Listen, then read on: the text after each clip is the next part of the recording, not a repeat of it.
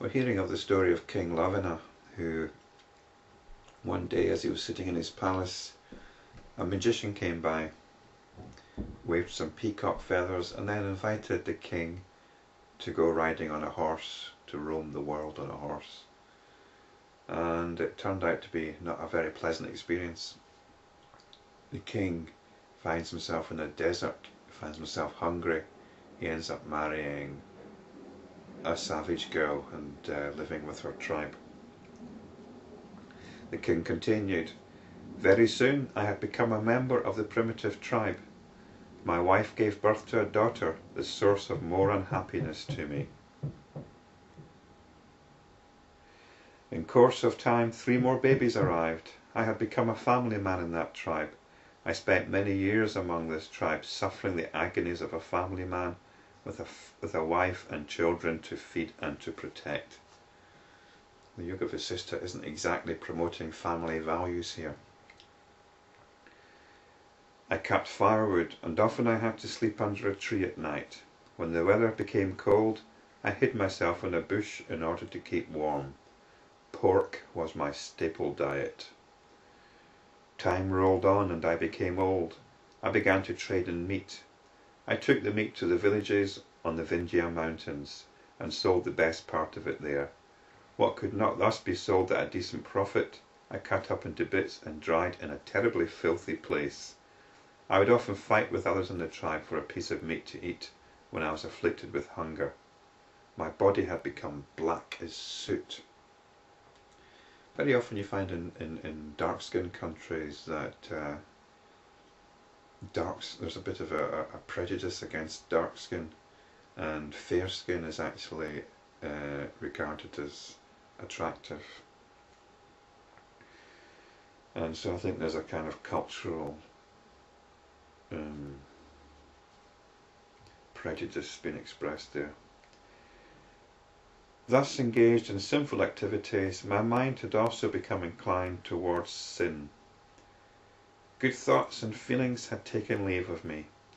My heart had shed all compassion, even as a snake sheds its slough. A snake sheds its skin, I think. With nets and other traps and weapons, I caused untold hardship to birds and animals. Clad only in a loincloth, I endured every inclemency of the weather. Thus I spent 7 years.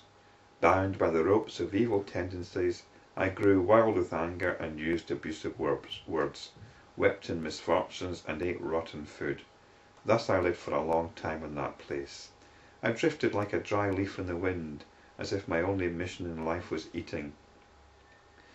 There was drought in the land. The air was so hot that it seemed to waft sparks of flame. The forest caught alight, only ashes remained. People were dying of hunger. People chased after mirages, thinking there was water. They mistook pebbles to be balls of meat and began to chew them. Some had even begun to eat corpses. Some, while doing so, even chewed their own fingers, which had been soaked in the blood of those dead bodies. Such was the demented state of starvation. What was once a flourishing forest had been transformed into a huge crematorium. What was once a pleasure grove resounded with the agonized cries of the dying.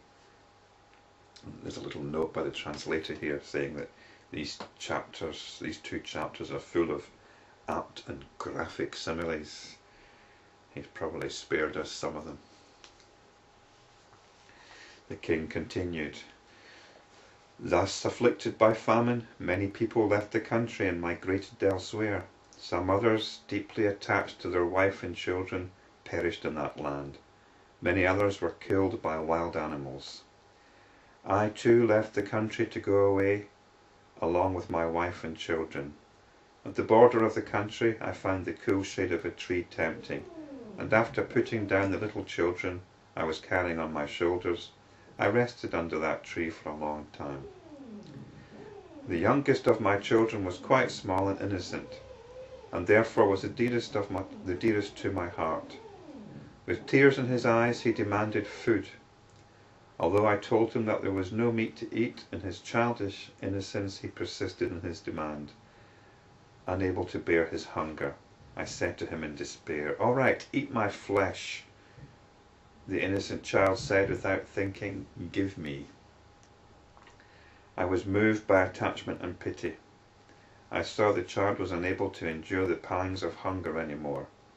I decided that the best way to end all these miseries was to end my life. I raised a pyre with the help of the timber I found nearby, and as I ascended that pyre I shuddered, and I found myself in this court, being hailed and greeted by all of you. As the king said this, the juggler vanished. The ministers said, "Lord, he cannot be a juggler, for he was not interested in money, in a reward. Surely some divine entity wished to demonstrate to you and to all of us the power of cosmic illusion. From all this it is clear that this world appearance is nothing but the play of the mind. The mind itself is but the play of the omnipotent infinite being. This mind is able to fool even men of great wisdom." Which is a good point. "Else, where is the king who is well versed in all branches of learning, and where is this bewildering delusion?" It's a very interesting point here that in this delusion, the king who became this savage, there were no qualities of the king apparent in the qualities of the savage. The savage was a completely independent being, and I think this belies the whole notion of karma and its consequences. The king was supposed to be this noble being of great virtue and wisdom, and yet there didn't seem to be any of that reflected in his life as a wild man.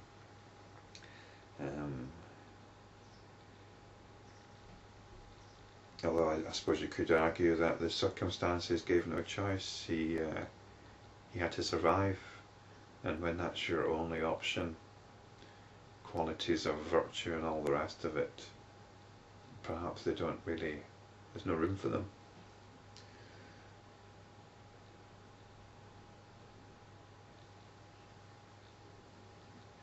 Surely this is not a juggler's trick, for a juggler performs for material gain.